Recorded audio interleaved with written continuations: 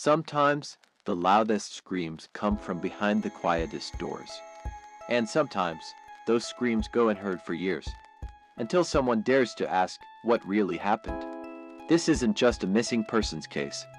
It's a dark and twisted story of manipulation, fear, and deep family secrets. A case that shocked an entire country, a story that unfolded in front of millions. This is the Palu Family Case. A mother disappeared, a young child vanished, and those left behind stayed silent. In this series, I'll take you deep into one of Turkey's most disturbing true crime stories. With real testimonies, visual evidence, and chilling confessions.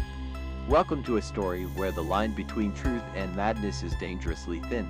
Now, let's begin Episode 1. Episode 1. The Missing Mother and Child, Where It All Began. In the quiet city of Kokeli, the Palu family once lived like any other ordinary, unknown, unremarkable. But in 2008, everything changed.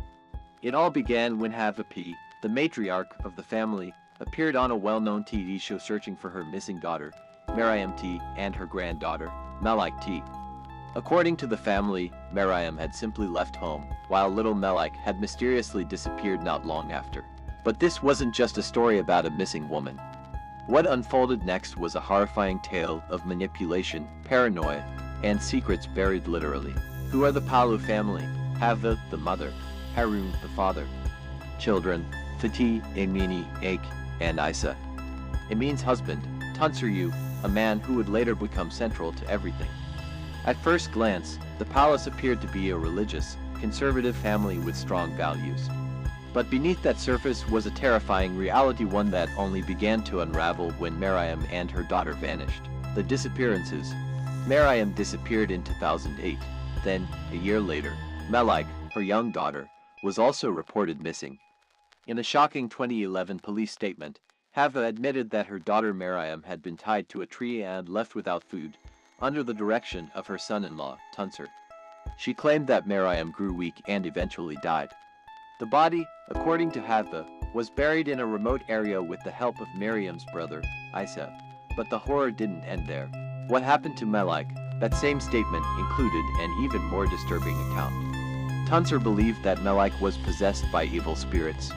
So, as Hava claimed, he forced the little girl to drink rubbing alcohol and vinegar. Melike, just a child, died shortly after, and what did they do with her body? Hava claimed she washed the child's body, wrapped it in a white sheet, and buried her, a story confirmed by other family members. But one thing was clear: something was terribly wrong. A mother and her child had vanished. The family knew more than they were saying. And in the shadows behind them was a man named Tuncer. In Episode 2, the accusations fly, and a second family, the tunnels, are pulled into the fire. Who's telling the truth, and who's hiding something far darker?